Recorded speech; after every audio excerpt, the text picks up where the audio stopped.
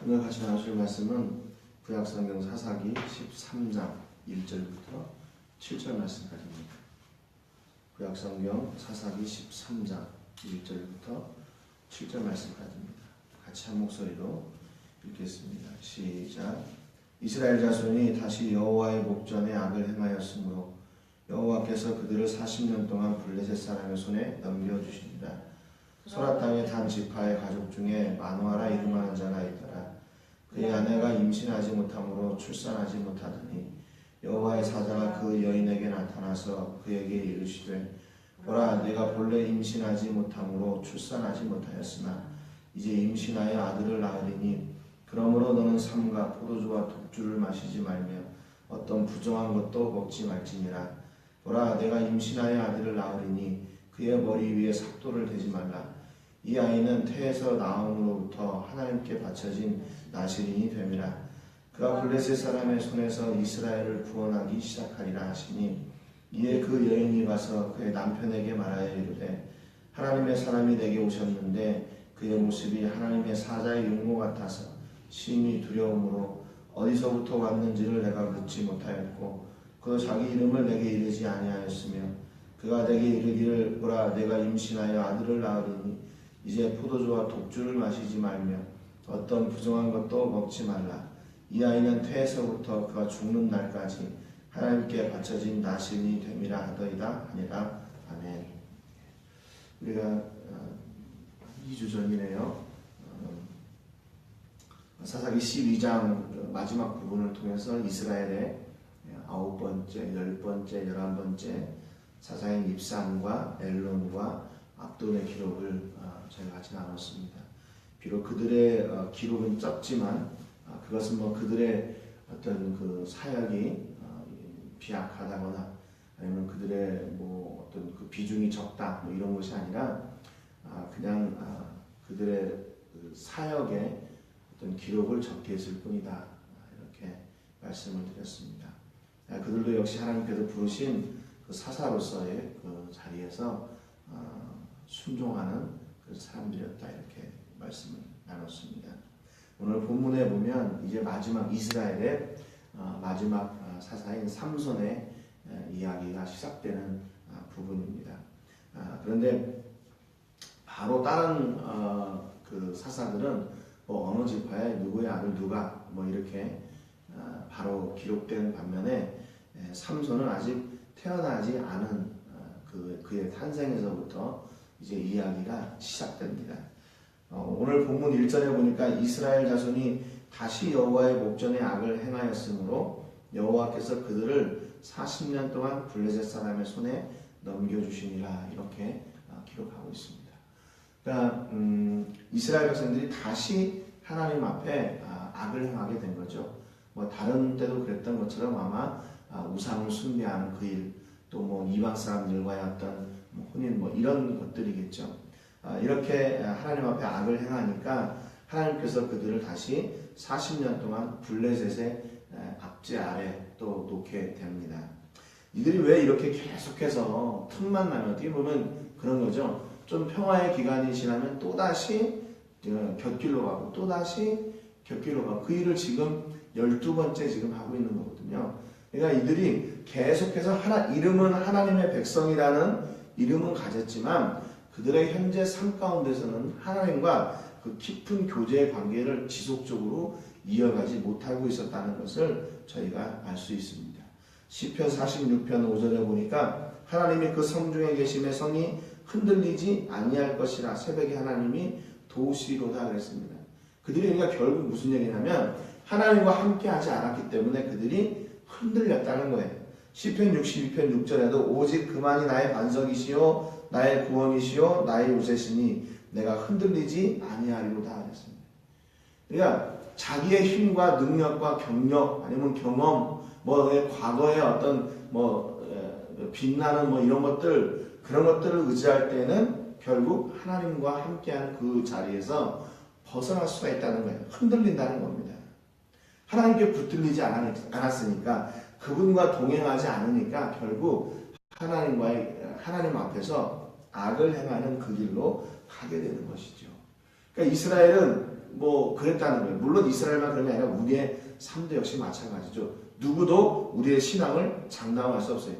우리의 신앙은 하나님과 함께 할 때만 그 자리를 온전히 지킬 수 있는 것이지, 내가 뭐 우리 가문이 몇 대 뭐 이렇게 신앙생활하고 내가 또 과거에 얼마나 화려한 신앙의 경력이 있고 그것이 신앙이 흔들리지 않는다는 것을 담보할 수 없다는 겁니다.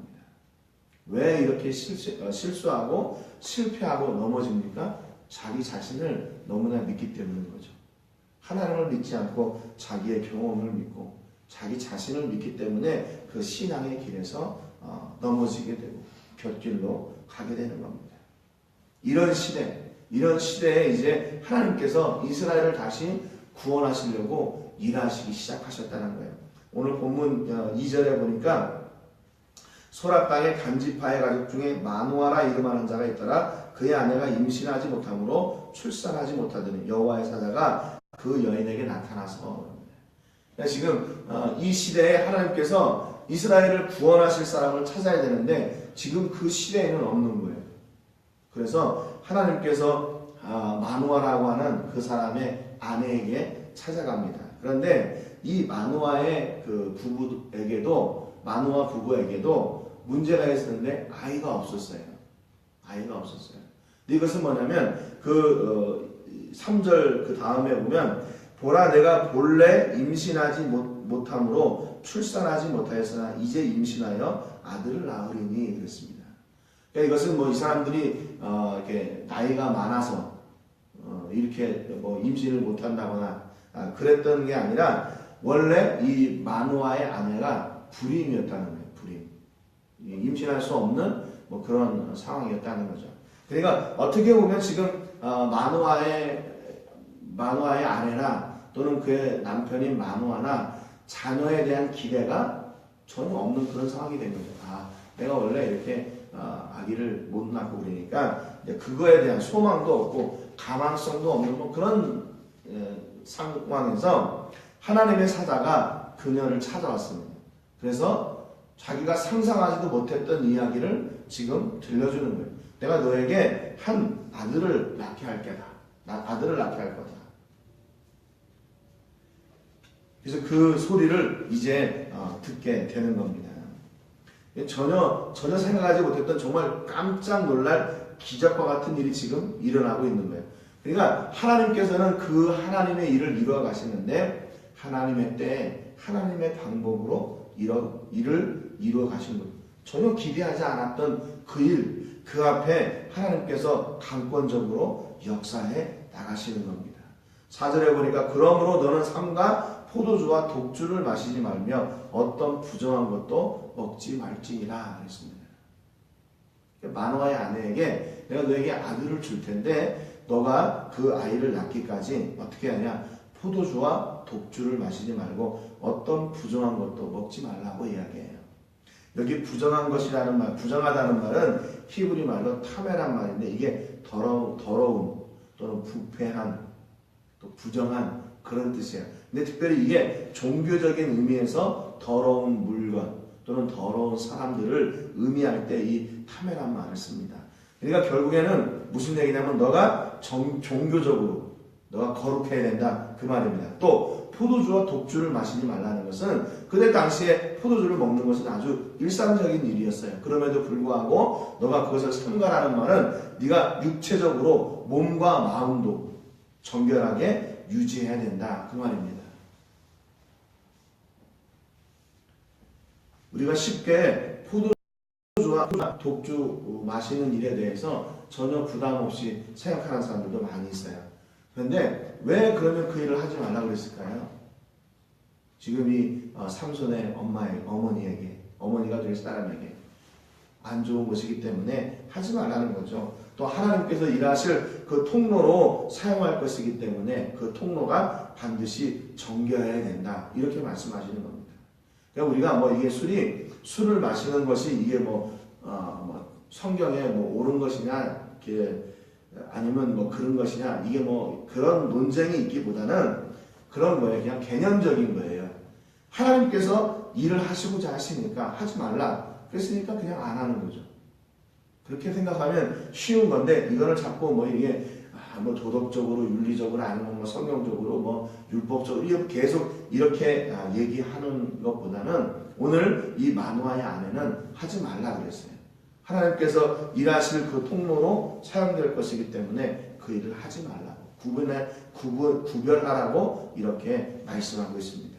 5절에 보니까 보라 내가 임신하여 아들을 낳으리니 그의 머리 위에 삭도를 대지 말라. 이 아이는 태에서 나옴으로부터 하나님께 바쳐진 나실인이 됨이라 그랬습니다. 그가 블레셋 사람의 손에서 이스라엘을 구원하기 시작하리라 이렇게 얘기했어요.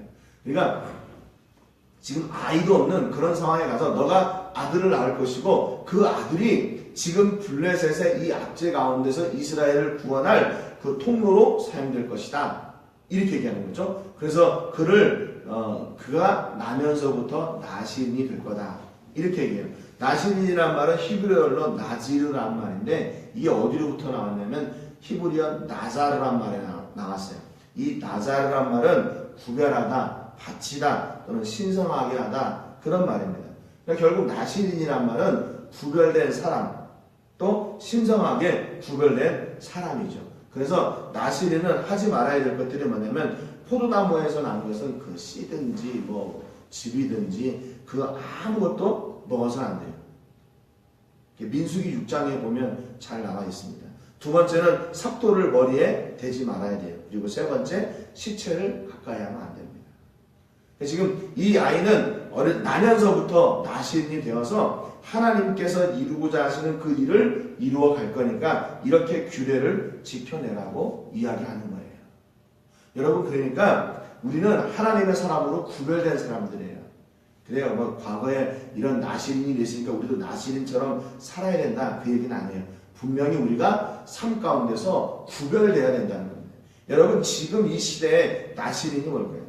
지금 이 시대에 나시린이 뭡니까? 지금도 뭐 포도나무에서 난 것은 아무것도 안 먹고 머리에 삭도를 대지 않고 실제를 가까이 하지 않는 것 그 율례를 지키는 건 아니에요. 지금 나시린은 뭐냐면 우리가 철저하게 말씀으로 구별되는 거예요. 하나님의 사람으로 삶 가운데서 구별되는 것을 이야기합니다. 지난주에 말씀드린 것처럼 우리가 말씀과 기도로 늘 하나님 편에 서서 흔들리지 않고 그 하나님께서 원하시는 그 길, 그 자리에 서 있는 것. 그것이 세상으로부터 구별되는 거예요. 내가 청소를 깨끗하게 하고 목욕을 깨끗하게 하고 옷을 깨끗하게 하고 이것이 구별된 게 아니라 하나님의 말씀으로 내가 세상 가운데서 구별된 그 길을 가는 것. 그게 바로 영적인 나시린의 모습인 겁니다. 그런데 오늘 그 마노아의 아내에게 주신 나시린의 규례는 나면서부터 이렇게 구별된 삶을 살아야 했어요. 6절 7절에 보니까 이에 그 마노아의 아내가 마노아에게 갑니다. 그래서 자기가 경험했던 이야기를 그대로 해요. 하나님의 사람이 내게 오셨는데 그의 모습이 하나님의 사자의 용모 같아서 심히 두려움으로 어디서부터 왔는지를 내가 묻지 못하였고 그도 자기 이름을 내게 이르지 아니하였으며 그가 내게 이르기를 보라 내가 임신하여 아들을 낳으리니 이제 포도주와 독주를 마시며 어떤 부정한 것도 먹지 말라. 이 아이는 태에서부터 그가 죽는 날까지 하나님께 바쳐진 나시린이 됨이라 하더라 하는 말을 그대로 합니다. 분명히 3절에 보면요 뭐라고 기록됐냐면 그 여호와의 사자가 왔다 그렇게 기록하고 있어요. 그런데 오늘 그 마노아의 아내가 마노아한테 얘기할 때는 하나님의 사자가 왔습니다 그렇게 얘기하거든요. 그러니까 지금 이 마노아의 아내가 그 천사 하나님의 사자하고 이야기할 때 이게 자기가 이렇게 비몽사몽간에 이루어진 일이나 아니면 꿈 가운데 이루어진 일이나 아니면 이게 허상 가운데 이런 일이나 이렇게 그 추상적인 걸로 받아들이지 않고 이게 실제적인 사건으로 받아들인 거예요. 그러니까 지금 자기하고 이야기하고 있는 사람이 누구인지 분명하게 알았어요. 그래서 그 말씀하신 그 일이 그렇다면 실제적으로 내 삶 가운데 이루어질 것이다 라는 것을 그가 확신하게 되는 겁니다.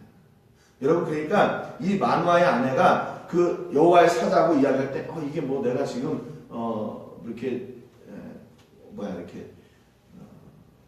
이게 꿈인가? 아니면 이게 무슨 내가 무슨 환상 중에 있는 건가? 이렇게 만약에 긴가민가 했다면 이게 진짜로 이루어질 일인가? 그렇게 의심도 했겠죠. 그런데 마노아의 아내는 그게 분명히 하나님의 사자다, 하나님의 사람이다 라는 것을 분명하게 알았어요. 그러니까 그 말씀을 들으면서 이 말씀이 진짜로 내 삶 가운데 이루어질 것이라는 확신과 믿음이 있었다는 거예요. 그래서 그 일을 가지고 자기 남편한테 와서 이야기하는 거죠. 그래서 내가 이런 일이 있었습니다. 그래서 그 일을 위해 이제 또 마노아가 하나님께 기도하는 장면이 이제 그 다음에 기록되어 있습니다.